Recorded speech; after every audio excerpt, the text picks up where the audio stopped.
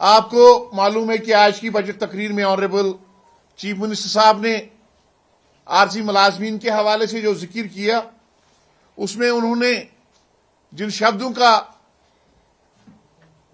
इंतखाब किया था और उन शब्दों से लग रहा था कि वो हमारे मामले से बाखबर है, इल्म रखते हैं, इल्मियत रखते हैं। उन्होंने ये कहा कि ये दीरीना लॉन्ग पेंडिंग ह्यूमन इशू है। इन्होंने डिफिकल्ट कंडीशंस में यहाँ के आवाम की खिदमत की है। इन्होंने अपनी जिंदगी का प्राइम टाइम यहाँ के आवाम की खिदमत में, यहाँ के सरकार की खिदमत में दे दिया है।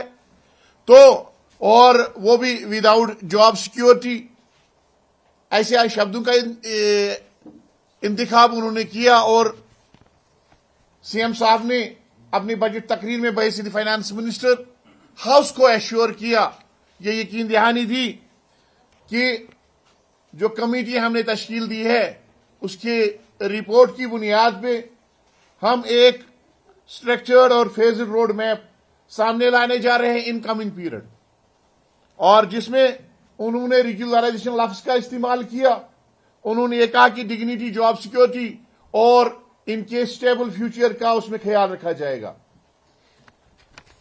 जहां तक वजीर आला साहब की बजट तकरीर का ताल्लुक है, इस बजट तकरीर से ऐसा लग रहा था कि वजीर आला साहब यहां के आरजी मुलाजमीन की सूरत हाल से, जिस किस्म पुरसी की हालत में वो जिंदगी बसर कर रहे हैं, जिन हालात से हम गुजर रहे हैं, उन सब से वो वाकिफ है, इल्मियत है उनको।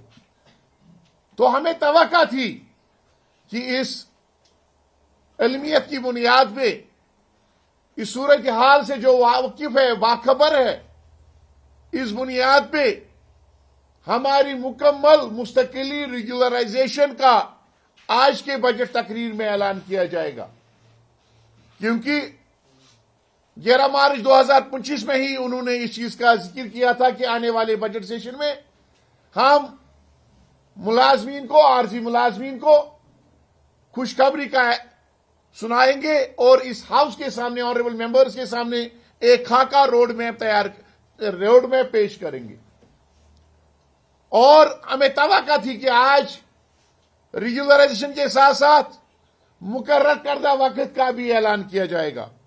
मगर बजट तकरीर पूरी सुन के और उनकी प्रेस कॉन्फ्रेंस सुन के ऐसा लग रहा है कि यहां के आरजी मुलाजमीन के इंतजार की मुद्दत में और ज्यादा इजाफा किया गया है।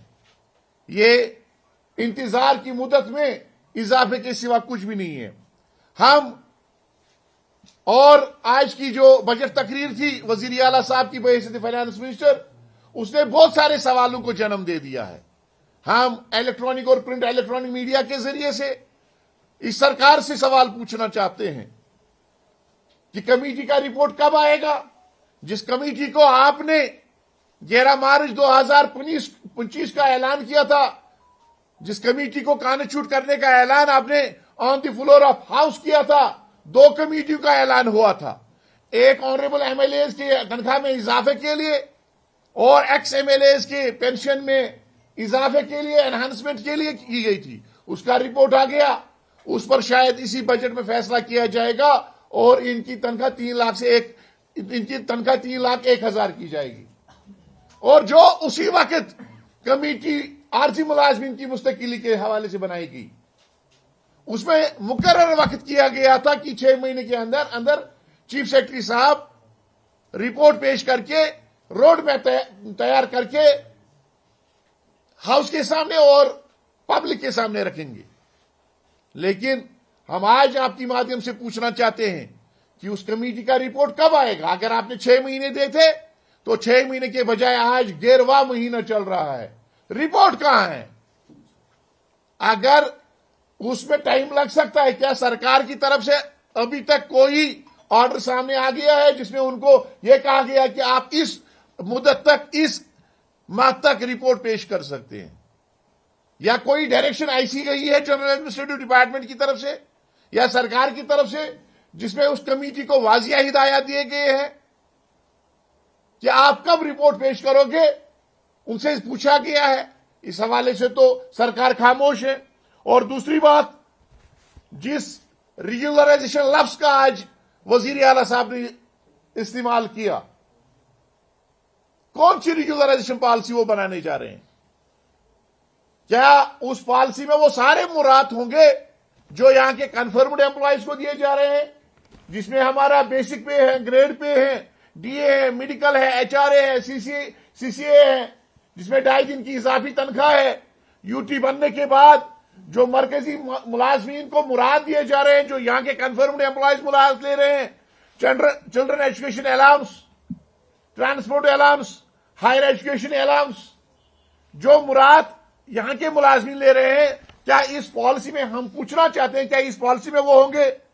क्या इस पॉलिसी में उन रिटायर मुलाजमीन का जिक्र होगा जो आज तक रिटायर हो गए हैं, जो होने वाले, जो अगर आप फेजल मैनर की बात कर रहे हैं, जो आने वाले सालों में हमारे साथी 20-25 बरस 30 बरस सरकार को देने के बाद रिटायर होने जा रहे हैं, क्या उनका जिक्र इस पॉलिसी में है? जो रिटायर हो गए हैं उनके साथ क्या करना है सरकार को, क्या इस पॉलिसी में उसका जिक्र है?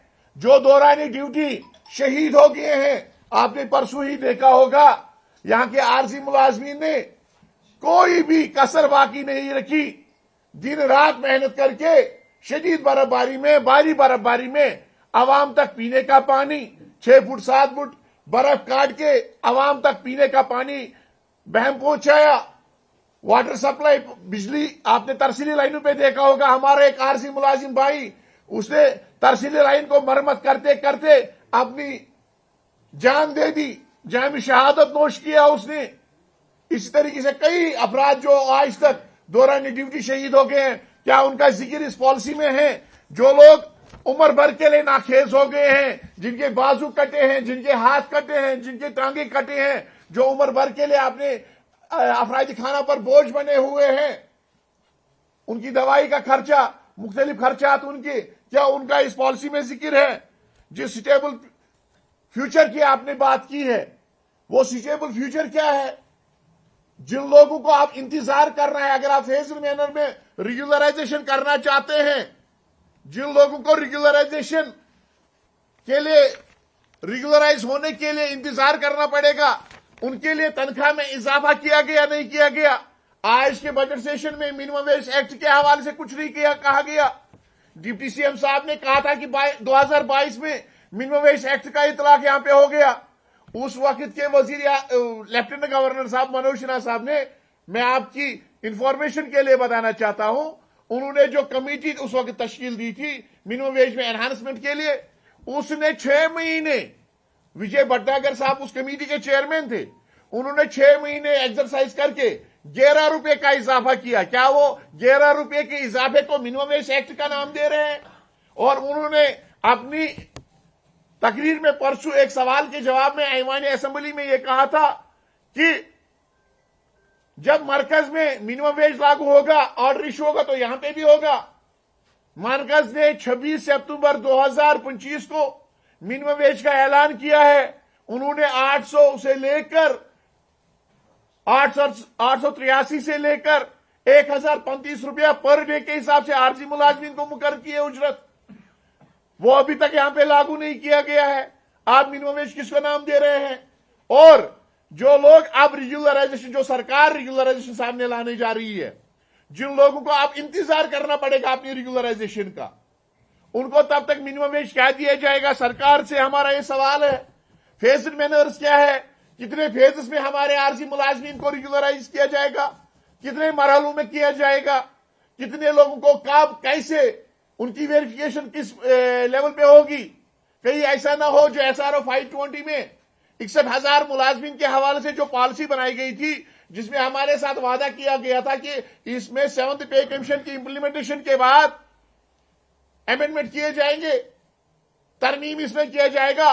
फिर उन्होंने 4 साल में 600 बंदों को रेगुलर किया। उसमें तो हजरत नूह अलैहिस्सलाम की पूरी उम्र लग जाएगी। हम पूछना चाहते हैं कितने फेज में करना चाहते हैं, कितने लोगों को करना चाहते हैं, उसका जिक्र होना चाहिए।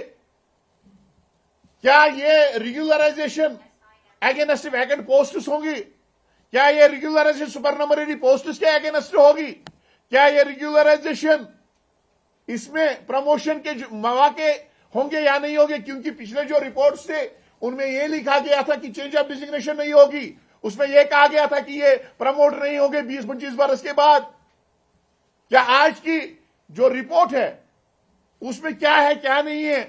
क्या उसमें यहां के आरजी मुलाजमीन के नुमाइंदों को, क्या यहां के एम्प्लॉय ज्वाइंट एक्शन कमेटी जो 4.5 लाख मुलाजमीन की नुमाइंदा तंजीम है, क्या हमको एतमाद में लिया जाएगा कि नहीं लिया जाएगा?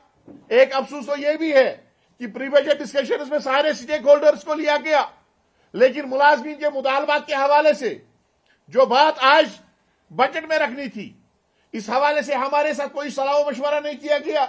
हमारे मसाइब, हमारे मुतालबात, हमारे जो मुश्किलात है, उस हवाले से हमको पूछा नहीं गया। अपनी जो इनकी रिवायत, जो हस्बी रिवायत ये प्री बजट डिस्कशन मुलाजमीन के साथ करते थे, वो भी नहीं हुई।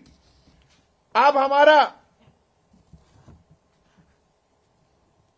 मुतालबा होगा यहां की सरकार से, खासकर ऑनरेबल फाइनेंस मिनिस्टर जो कि यहां के ऑनरेबल चीफ मिनिस्टर भी है, उनसे हमारा मुतालबा होगा, हमारी गुजारिश होगी, अदबन एहतरामन गुजारिश होगी कि जिस दिन वो बजट पर सवालों के जवाब देंगे, तो हमारी पूरी उम्मीद है कि उस दिन वो इन सारे सवालों को, इन सारे जो इस वक्त एक इंतशार पैदा हुआ, जो एक उलझन तजस्सुब पैदा हो गया है कि पॉलिसी क्या है क्या नहीं है, इन सारे सवालों का वो जवाब देंगे, क्योंकि उन्होंने खुद इस चीज का ऐलान किया था कि जो पॉलिसी, जिस कमेटी का इन्होंने इनकाद किया, जिस कमेटी का उन्होंने ऐलान किया था 11 मार्च 2025 को, उस कमेटी का रिपोर्ट हाउस की अमानत है, उसको हाउस के सामने पेश किया जाएगा। तो हम तवक्को रखेंगे, हम उम्मीद रखेंगे कि जो आरजी मुलाजमीन की रेगुलराइजेशन के हवाले से रोड मैप तैयार किया गया है, यह रोड मैप बजट पर जब सवालों का जवाब वजीर आला साहब फाइनेंस मिनिस्टर देंगे, उस दिन इसको पेश किया जाएगा। कहीं ये पॉलिसी ऐसी ना हो, SRO 520 हमने उस वक्त इसलिए कबूल किया था कि उसमें हमारे साथ कमिटमेंट की गई थी, हमारे साथ वादा किया गया था पीडीपी और बीजेपी की सरकार ने, उस वक्त के ऑनरेबल फाइनेंस मिनिस्टर साहब ने, कि 7th पे कमीशन मुकम्मल होने के बाद, इंप्लीमेंट होने के बाद, लागू होने के बाद इसमें तरमीम किए जाएंगे और आपके सारे मुराद दिए जाएंगे जो यहां के 4th क्लास एम्प्लॉयज दे रहे हैं। अगर यह पॉलिसी फिक्स्ड पे होगी, अगर ये पॉलिसी हमारा कंसोलिडेटेड पे होगा, रेगुलर एंगेजमेंट होगी, तनख्वाह में इजाफा खाली होगा और हमारे फ्यूचर को सुने बगैर, हमारे फ्यूचर के हवाले से सोचे बगैर इसका ऐलान किया जाएगा, तो हमारे पास फिर कोई चारा नहीं है कि हम सड़कों का रुख करें, हम एहतिजाज का रुख करें, जिसका हमें आईन और जमहूरियत ने हक दिया है। मेरी मुलाजमीन से भी गुजारिश होगी वो सब्र तहम्मुल से काम ले, वजीर आला साहब के बयान का इंतजार करे। अगर वजीर आला साहब ने एक मुलाजिम दोस्त पॉलिसी का ऐलान करके मुलाजिम दोस्त पॉलिसी हाउस के सामने और पब्लिक के सामने रखी, तो हम दुआई देंगे। ये एक दीरीना मामला है जिसको हल किया जाएगा, इंसानी मामला जिसका उन्होंने आज खुद जिक्र किया। और अगर ऐसा नहीं किया गया, अगर ये फरेब साबित हुआ, अगर ये सियासी जुमला साबित हुआ, अगर ये वक्त गुजारी के लिए और सरकार की कारगुजारी के लिए उन्होंने हमें ललचाने के लिए ये आज की बात पेश की, तो फिर हमारे पास कोई चारा नहीं है, हम सड़कों का रुख करेंगे, जिसकी तमाम तर जिम्मेदारी यहां के सरकार पर आयद होगी। इसके अलावा उन्होंने अपने इलेक्शन मंशूर में एक तो रेगुलराइजेशन का जिक्र किया था, जिस पर उन्होंने वोट लिए थे 61,000 खानदानों से, 4.5 लाख मुलाजमीन से, क्योंकि बर्निंग इशू इस वक्त यही 2 है, 3 है जिस बुनियाद पे उन्होंने लोग उसे वोट लिए थे। एक तो रेगुलराइजेशन का मामला, आरजी मुलाजमीन का मामला जो मुख्तलिफ महकमों में, पब्लिक सेक्टर यूनिट्स में, कॉर्पोरेशन में, ऑटोनोमस बॉडीज में है। दूसरा मिनिमम वेज एक्ट जो पूरे मुल्क में लागू है, लद्दाख में भी लागू है, वहां पे 26,000 से 45,000 रुपए दिए जा रहे हैं और यहां पे 9,300 रुपए दिए जा रहे हैं। और दूसरा जो उन्होंने ओल्ड पेंशन रेस्टोरेशन, लगभग हमारे 1,20,000 के करीब ऐसे मुलाजमीन है 2010 के बाद, गेजेटेड नॉन गेजेटेड मुलाजमीन है, 4th क्लास एम्प्लॉइज है, जो 2010 के बाद तैनात हुए, और उनके साथ वादा किया गया, उनसे इस बात पे वोट लिया गया इलेक्शन मंशूर में कि ओल्ड पेंशन की रेस्टोरेशन हो जाएगी जैसे बाकी स्टेट्स में हो गई। और तीसरी बात, जो हमारे पब्लिक सेक्टर स्टूडेंट्स है उनको रिवाइवल किया जाएगा, उनमें तब्दीली लाई जाएगी, उनका बजटरी सपोर्ट के हवाले से सोचा जाएगा, उनका एक बार फैसला किया जाएगा। तो हमें पूरी उम्मीद है, और आंगनवाड़ी वर्कर्स के हवाले से तो हमें पूरी उम्मीद है इन सारे सवालों का जवाब आने वाले दिनों में हमारे ऑनरेबल चीफ मिनिस्टर साहब, फाइनेंस मिनिस्टर पेश करेंगे। अगर ऐसा नहीं किया गया तो हमारे पास कोई चारा नहीं है सड़कों का रुख करने के सिवा, जदोजहद का ऐलान करने के सिवा। आपका बहुत बहुत शुक्रिया।